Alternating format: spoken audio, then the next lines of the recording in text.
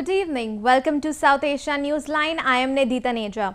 Here are the top stories we are tracking for you on Tuesday, the 13th of September. Muslims in South Asia mark Eid-al-Azha celebrations with great fervor.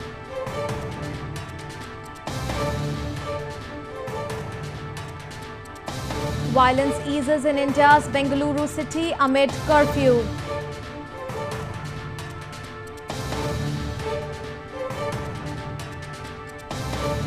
And security forces end operation to nab suspected militants in India's Jammu and Kashmir.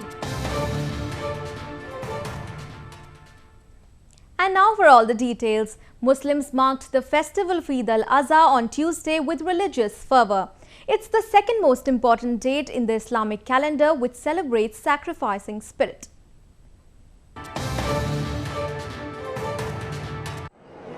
Muslims across India dressed in traditional attires and thronged mosques early on Tuesday as celebrations of Eid-ul-Azha or Festival of Sacrifice began. New Delhi's Grand Old Mosque, Jama Masjid, was swarmed by devotees. People hugged and greeted each other after the prayers. On the occasion, children are given Eidi, a gift in money or kind by their elders. मैं तमाम देशवासियों को ईद की और गणपति बाप्पा की आमद की मुबारकबाद देता हूं और अल्लाह ताला से दुआ करता हूं अपने देशवासियों के लिए, अपने देश के लिए कि आप सदा खुश रहें. In neighboring Pakistan, Muslims celebrated the festival amid tight security. Prayers are followed by sacrificing an animal commemorating the willingness of Prophet Ibrahim to sacrifice his son Ishmael on God's command.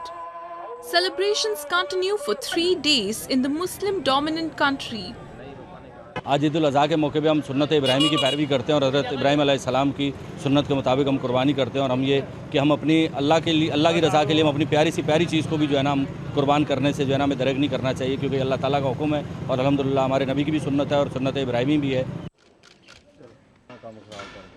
In India, Muslims mainly sacrifice the goat, which is why the occasion is famously known as Bakri Eid.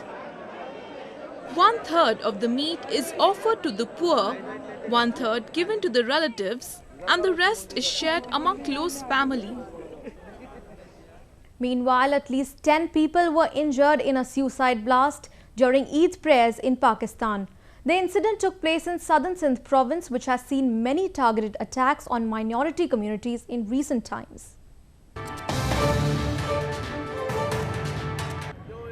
10 people, including 4 policemen, were injured as a suicide bomber blew himself during Eid-al-Azha prayers in Shikarpur district in southern Sindh province of Pakistan. 4 suicide attackers had infiltrated the area during Eid prayers, according to sources. 2 attackers had targeted a Shia mosque but were stopped by police at the entrance on appearing suspicious. When the suspects attempted to flee, one was gunned down by a policeman and the other was arrested. Police also foiled a separate suicide blast at another Shia mosque in the Shikarpur district, where last year at least 61 people were killed in a suicide attack on a mosque. In recent times, Pakistan has been hit by frequent sectarian violence, most of it perpetrated by hardline Sunni Muslim groups against minority Shia Muslims.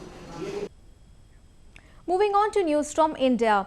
The city of Bengaluru in southern Karnataka province of India saw ease in violence on Tuesday as curfew was imposed in various parts of the IT hub. The city had been brought to knees after pro-Karnataka protesters resorted to vandalism to protest against river water sharing with neighbouring Tamil Nadu province. Incidents of looting and vandalism eased in Bengaluru city of India's southern province of Karnataka on Tuesday, a day after violent protests hit the city. Authorities imposed curfew in various parts of the city to bring the situation under control and issued prohibitory orders, making procession and assemblies unlawful for the next 3 days. Cabinet is convened to discuss the various issues and the legal issues to be discussed there, and we will take steps, and we will take all positive steps to save the interest of the Karnataka farmers. This came after rioting mobs on Monday set ablaze over 100 vehicles and attacked shops and business establishments, forcing schools to close down. One person was killed and 5 others have been injured in the violence. The protest in Bengaluru and other districts of Karnataka broke out after the Supreme Court last week ordered the province to release 15,000 cusecs of water from disputed Kaveri River to neighbouring Tamil Nadu province for 10 days. However, the court's order led to protest by Karnataka farmers who say that they have no water for their fields. But violence flared up on Monday after the court modified its order and extended the timeline to another 10 days and reduced the quantum of water to be released by Karnataka to 12,000 cusecs. The Kaveri River has been a bone of contention between the two provinces for decades and has led to deadly violence in the past. More on news from India. Security operation to neutralize hold-up militants in India's northern Jammu and Kashmir province ended on Tuesday. 2 more bodies of militants are said to have been found. The operation continued for 3rd day on Tuesday as militants were said to be holed up near Secretariat building in Poonch district of the province. Security forces had cordoned off the entire area. 4 other militants were killed in last 3 days in Poonch province in heavy gun battle with the security forces. 1 policeman also lost life in the encounter. Infiltrations by militants in Jammu and Kashmir are common from Pakistani side, making Indian security forces vigilant all the time. Nepal's newly appointed Prime Minister Pushpakamal Dahal is set to visit India on 15 September on his maiden official overseas state visit.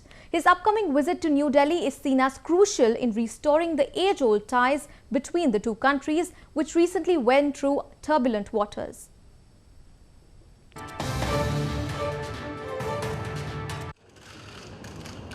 Nepal's Foreign Minister Prakash Sharan Mahat met with his Indian counterpart Sushma Swaraj on Monday in New Delhi to prepare ground for Nepalese Prime Minister Pushpakamal Dahal's visit to India. Dahal, the chief of Communist Party of Nepal Maoist, who was recently elected to power, is scheduled to visit New Delhi from September 15th to 18th. During the meeting, both the ministers agreed to enhance the bilateral ties in various sectors and smoothen connectivity for people and goods. During his visit to New Delhi, Prime Minister Dahal will meet his Indian counterpart Narendra Modi and also call on Indian President Pranab Mukherjee. This comes as Nepal's new government led by Dahal seeks to revamp relations with India, which had dealt a blow during the previous regime of KP Sharma Oli.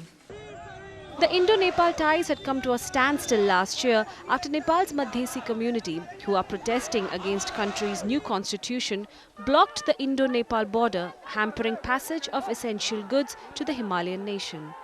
Kathmandu had then accused New Delhi of encouraging the protests.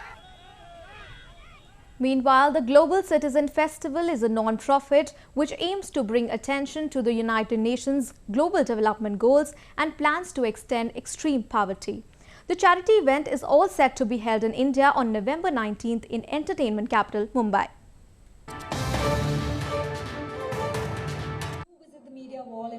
Global Citizen, a non-profit, launched a 15-year campaign to promote social change in India.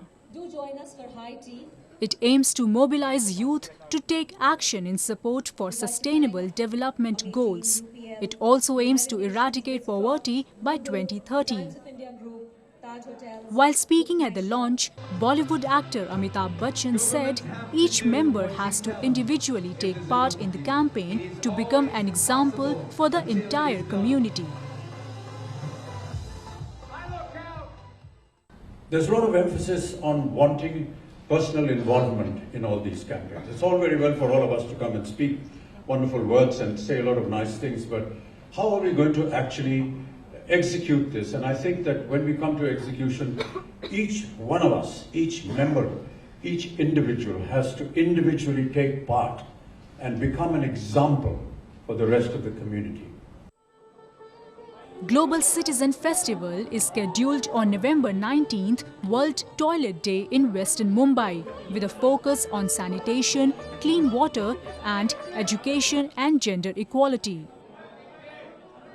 The festival would witness performances by Coldplay and Jay-Z, including support from Indian artists like A.R. Rahman, Amir Khan, Ranveer Singh, Katrina Kaif, among others. Several major artists and international guests will be announced at different stages of the campaign. People in southern Kerala province prepare for the last day of the ongoing 10-day harvest festival. Markets were crowded as people indulged in shopping.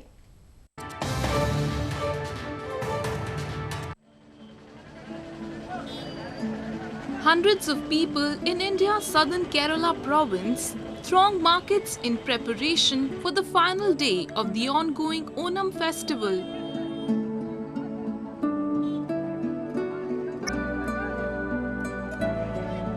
It is an annual celebration of the homecoming of King Mahabali, who is believed to come from the netherworld to check on his citizens. Kerala had witnessed its golden period under King Mahabali.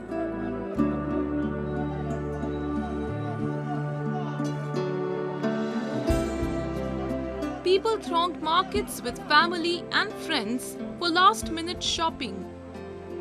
The grandeur of the festival attracts people across the country.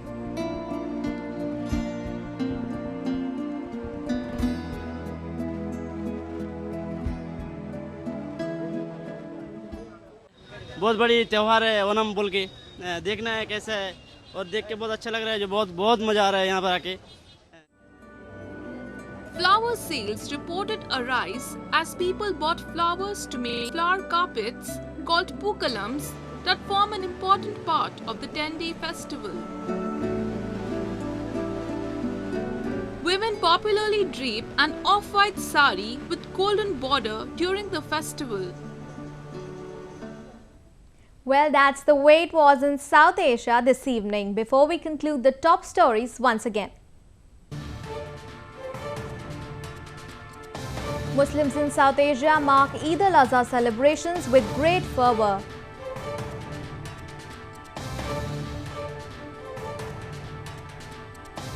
Violence eases in India's Bengaluru city amid curfew.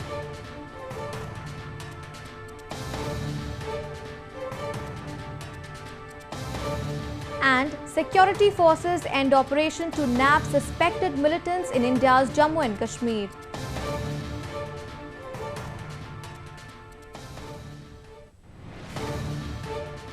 Now our viewers can watch the show on SouthAsiaNewsline.com. You can also visit us on Facebook.com/SAsiaNewsline and follow us on Twitter @SAsiaNewsline.